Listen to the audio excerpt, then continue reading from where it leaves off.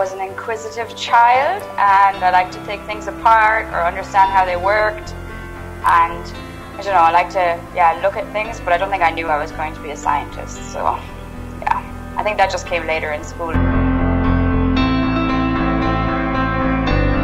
My PhD supervisor gave me a perfect balance of freedom and guidance, and I was able to develop my ideas, and seeing my projects turning into nice stories with interesting results was really the best part for me.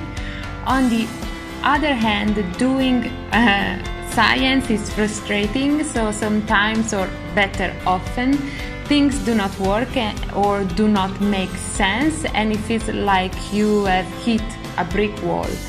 I believe this is particularly true for students because they do not have enough experience and sometimes they are not surrounded by good mentors.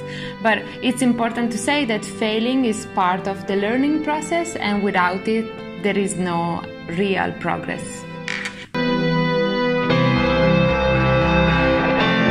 I think it's hard to say one highlight. I think scientifically, I think the cruise, so in the South Pacific Gyre, was like a life highlight, I would say.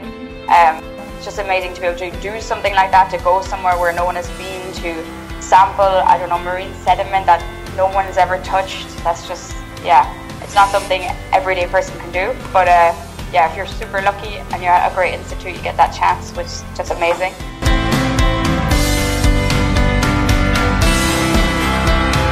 Now I'm a postdoctoral fellow at the Francis Crick Institute in London, and I study the molecular mechanism underlying the first lineage specification in mammalian embryos. And specifically, I'm investigating how trophectoderm cells, which form the placenta, and the inner cell mass, which are the pluripotent cells of the embryo, diverge in their fate to allow implantation and formation of the fetus. We look at a lot more how the enzymes actually interact with substrates, what type of substrates there are. So it's still, in a broad sense, it's still sugar degradation, just in a completely different system.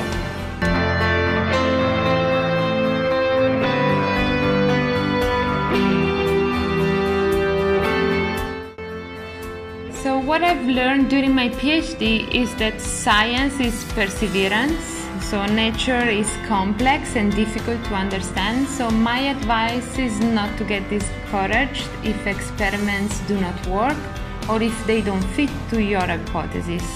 So keep on thinking, reading, observing, and especially keep on discussing your ideas with your colleagues in and outside your lab.